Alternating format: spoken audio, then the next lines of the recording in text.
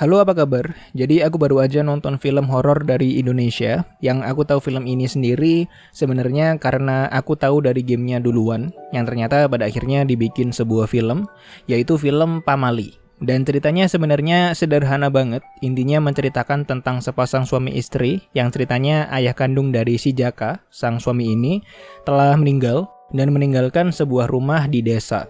Rumah yang sama yang sebenarnya juga sempat Jaka tinggali waktu kecil. Nah, kemudian sama si Jaka, rumah ini dijual. Dan singkat cerita karena laku, akhirnya Jaka dan istrinya yang bernama Rika datang ke rumah tersebut dengan niat dan tujuan untuk tinggal sementara beberapa hari. Sekalian juga untuk membersihkan rumah tersebut. Jadi supaya sang pembelinya ini tinggal ninggalin aja gitu. Udah enak dan gak perlu repot-repot lagi untuk bersih-bersih dan sebagainya. Nah, tapi tentu semuanya nggak akan berjalan dengan semestinya ya. Ternyata bahkan di malam pertama mereka berdua tinggal di rumah tersebut, ternyata langsung terjadi sesuatu. Kayak misalnya ketika tidur sering mengalami mimpi buruk lah. Ketika malam hari terdengar suara-suara aneh yang muncul dari ruangan sebelah lah. Yang udah pasti ketika didatengin juga nggak akan ada apa-apa di situ. Terus ada suara-suara yang juga muncul dari ruangan yang nggak bisa dibuka lah. Dan berbagai macam hal aneh lainnya yang muncul di dalam rumah tersebut.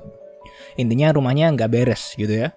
Nah, tapi jadi ceritanya gitu aja. Karena secara keseluruhan sebenarnya poin utamanya kita sebagai penonton akan ngelihat apa aja yang akan terjadi di dalam rumah tersebut. Apa aja pengaruhnya semua gangguan itu terhadap suami istri ini dan sampai apa alasan semua itu bisa terjadi. Dan sekalian juga kita akan dikasih tahu latar belakang serta kehidupan keluarganya si Jaka ini di masa lalu dengan adanya flashback dan petunjuk-petunjuk lain di dalam filmnya. Jadi ya mungkin bisa dibilang nilai jual dari film ini itu lebih ke experience atau pengalaman ketika nonton itu sendiri ketimbang ceritanya. Karena berhubungan juga dengan yang tadi aku sempat bilang, kalau film ini tuh kan diadaptasi dari game. Jadi mungkin juga untuk menarik orang-orang yang mainin gamenya, eksekusi filmnya sendiri jadi juga ada beberapa hal-hal terutama dari segi teknis yang menurutku memang sengaja dibuat supaya sedikit atau seminimal-minimalnya akan mengingatkan kita dengan pengalaman ketika mainin gamenya itu sendiri. Jujur aja aku emang gak mainin gamenya secara first hand atau gak mainin sendiri secara langsung gitu karena takut jujur aja.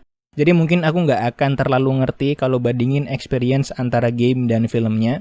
Tapi dari hal-hal yang dikasih sama film ini, kayak di beberapa bagian ada pengambilan gambar yang menggunakan sudut pandang orang pertama yang dengan tujuan karakternya adalah untuk nyari barang-barang yang memang diperlukan. Kemudian aku juga yakin akan ada yang namanya Easter egg atau dalam kata lain, hal yang bisa kita temukan di dalam game juga bisa kita temukan di dalam film ini. Dan bahkan aku pribadi sebagai orang yang ngelihat orang lain main, bahkan inget kalau memang ada beberapa hal yang sempat muncul di gamenya, ternyata muncul juga di film ini. Tentu disesuaikan dengan ceritanya ya. Jadi ya secara keseluruhan aku bisa bilang kalau menurutku film ini memang lebih menarik dari segi eksekusi dan pengalaman horornya daripada ceritanya. Apalagi dari segi teknis, film ini tuh menurutku bagus banget. Aku suka, terutama dari latar tempatnya. Sebenarnya ya rumah doang sih, tapi entah kenapa dari ngelihat rumahnya dari bagian depan aja, waktu momen pertama kali filmnya ngeliatin rumahnya, aku langsung mikir, udah pasti ini nggak beres nih rumah nih. Depannya aja udah kayak gini kan, auranya udah nggak enak gitu. Dan ditambah lagi waktu masuk ke dalam, ya beneran ngelihatnya aja udah nggak enak banget gitu ya. Ya jago sih. Untuk set tempat dan pembuatan atmosfernya menurutku jago banget. Dan aku juga suka sama pengambilan gambarnya. Karena kalau aku ngelihatnya, aku merasa kalau teknik-teknik yang digunakan untuk pengambilan gambarnya itu berhasil meningkatkan atau menambah kesan horor dari latar tempat yang udah kelihatan menyeramkan. Kalau kamu nonton filmnya, terus ngelihat dari segi angle pengambilan gambarnya, komposisi, gambar-gambar yang dihasilkan, kemudian pergerakan dari kameranya, semuanya itu benar-benar ngedukung supaya kesan horornya semakin terasa. Apalagi kalau ngomongin pengambilan gambarnya itu sendiri, film ini juga bagus dalam ngebuat kita sebagai penonton ngeliat dan fokus terhadap objek tertentu. Yang tentu saja hal ini juga akan digunakan untuk mempengaruhi psikis kita. Jadi kayak misalnya ada adegan nih, salah satu karakternya itu mandi. Lagi mandi pakai sabun, Ternyata sabunnya jatuh. Nah, nanti akan ada adegan yang kameranya akan fokus ngeliatin sabunnya yang jatuh itu tadi. Dan dalam adegan yang sama, nanti karakternya akan jalan. Nah, itu kan bikin kita yang lihat hal itu ikut takut, mikir, dan menebak-nebak ya. Apakah ini karakter akan selamat atau enggak gitu. Dan bagian-bagian seperti ini menurutku cukup berhasil bikin tegang.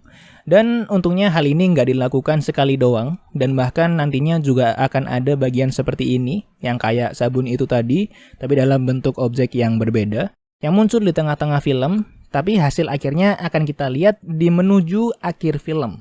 Jadi bahkan ada continuity di dalam aspek ini. Dan apa yang muncul di adegannya itu juga emang ada artinya. Jadi ya bagus. Walaupun di satu sisi yang lain aku juga agak menyayangkan ya. Karena balik lagi kalau ngomongin ceritanya, menurutku nggak terlalu dieksekusi dengan baik. Kayak misalnya tentang karakter utamanya ini, si Jaka, yang ceritanya kan nggak ngerti apa-apa terhadap keluarganya. Itu juga nggak dijelaskan dengan cukup jelas alasannya itu kenapa. Apakah karena trauma atau karena sakit, itu nggak ada sama sekali. Jadi kamu mungkin cuman akan bisa menebak-nebak aja. Plus juga ada objek-objek atau barang yang sempat diliatin yang aku kira akan punya arti tertentu atau akan berdampak penting terhadap ceritanya. Karena beneran di depan mata banget itu objek, jadi aku pikir akan ada maksudnya gitu. Tapi ternyata ya nggak dibahas lagi ke belakang. Jadi ya aku cukup menyayangkan karena jadinya ada beberapa hal dan bagian yang masih kurang terjelaskan dengan cukup baik. Tapi di luar itu, aku sih suka sama film ini. Apalagi untungnya kan para pemerannya jago-jago ya, terutama 3 karakter nih. Jaka yang diperanin sama Martino Leo, terus istrinya Rika yang diperanin sama Putri Audia, dan kakaknya Jaka, Nenden, yang diperanin oleh Taskia Namya. Itu mereka bertiga bagus banget. Oh iya, tadi aku juga lupa bilang waktu lagi ngomongin hal-hal teknis, kurang satu lagi sebenarnya. Jadi di dalam film ini tuh kan ada flashback ya, yang tujuannya itu untuk nyeritain latar masalahnya. Nah, aku juga suka dengan cara film ini dalam membedakan adegan yang flashback dengan adegan yang masa kini. Karena mereka akan membedakan juga dengan cara warna yang muncul. Kalau misal adegannya adalah masa kini, maka warnanya akan lebih ngepop atau lebih kelihatan kontras gitu. Nah, tapi kalau adegannya adalah masa lalu atau bagian yang flashback, maka akan cenderung lebih pudar dan warnanya akan semi-semi abu-abu. Dan nggak cuma itu aja, ditambah lagi dengan transisi atau perpindahan antara adegan masa kini dan masa lalunya itu juga bagus. Jadi ya kamu akan lebih enak aja ngebedainnya, dan secara artistik pun juga masih kelihatan bagus. Jadi ya silahkan tonton filmnya kalau misal kamu tertarik. Ya mungkin nggak akan semewah film horor Indonesia lain kayak misal Pengabdi Setan gitu ya. Tapi menurutku masih lumayan lah. Tapi tentu kamu punya pendapat sendiri. Jadi terima kasih banyak sudah menyempatkan waktunya untuk menonton. Like, share, komen, dan subscribe kalau misalnya kamu suka. Follow Instagramku di @rianarsi. Dan sampai jumpa.